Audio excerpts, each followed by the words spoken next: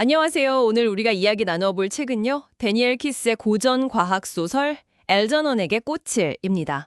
원제는 Flowers for Algernon이죠. 아, 네. 이 책 정말 유명하죠. 네, 아마 많은 분들이 학창 시절에 추천 도서로 접해 보셨을 수도 있을 것 같아요. 맞아요. 이게 원래 1959년에 단편으로 먼저 나왔는데 그때 휴고상을 받았어요. SF계의 거의 노벨상 같은 거죠. 와, 단편으로 먼저요? 네. 그러다가 1966년에 장편 소설로 다시 써서 네뷸러상까지 공동 수상을 했죠. 전 세계적으로 정말 오랫동안 사랑받는 작품이고요. 그렇군요. 대단하네요. 작가가 근데 이 이야기를 구상하고 완성하는데 무려 14년이나 걸렸다고 하더라고요. 14년이요? 와, 진짜 오래 공들였네요. 네. 그럴 만도 한 게 작가 본인의 경험이 좀 많이 녹아있다고 해요. 특히 학업 문제로 부모님이랑 좀 갈등이 있었는데 그때 지능이 높아지는 게 인간관계에 과연 좋은 영향만 줄까?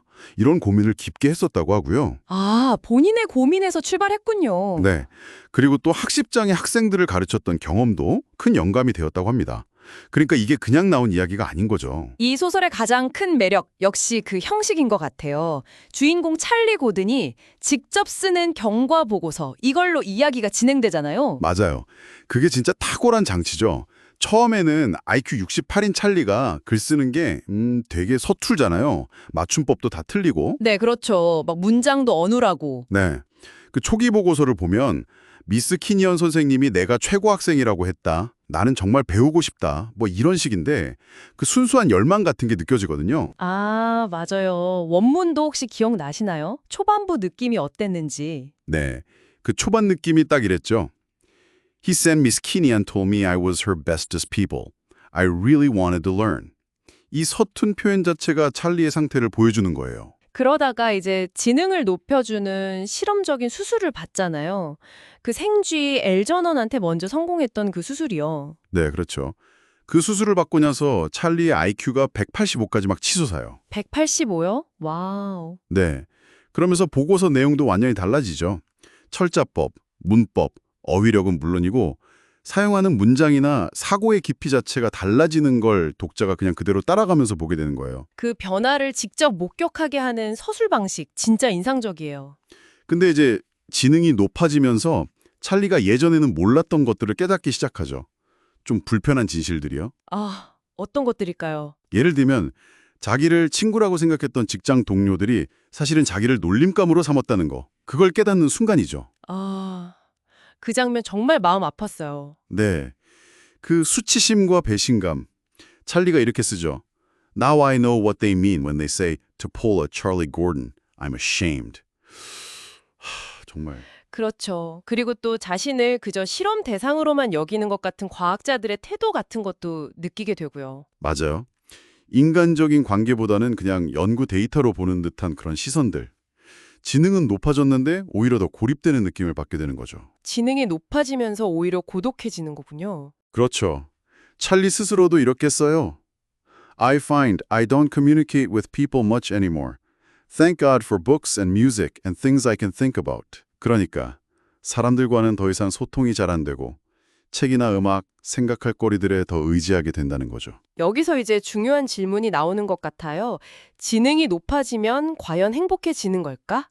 동료 파니 버든이 그 아담과 이브 이야기하면서 지식 때문에 낙원에서 쫓겨났다고 말하는 장면도 있잖아요. 네, 그 장면이 되게 상징적이죠.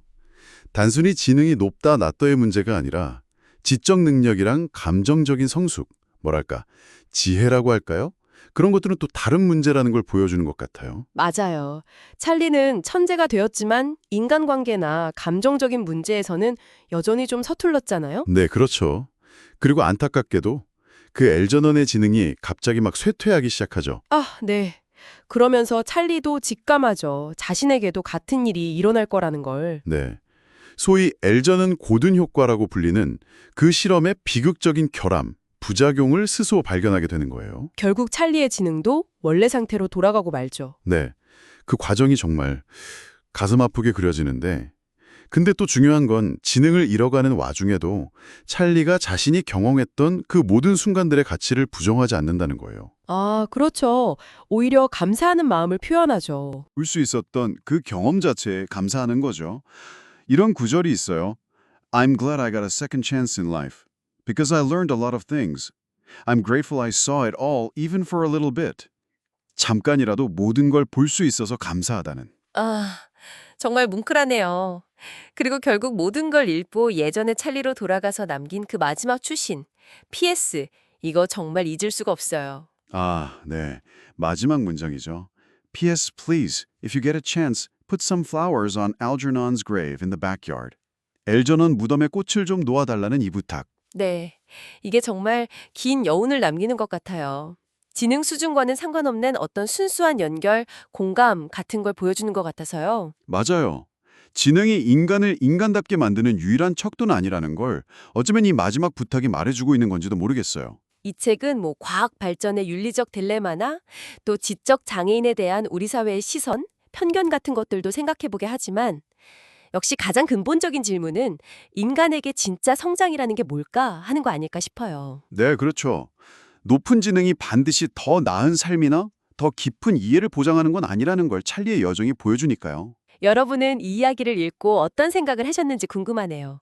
지능, 행복, 인간관계에 대해서요. 어쩌면 이 소설은 우리한테 진짜 지능이라는 건 뭘까?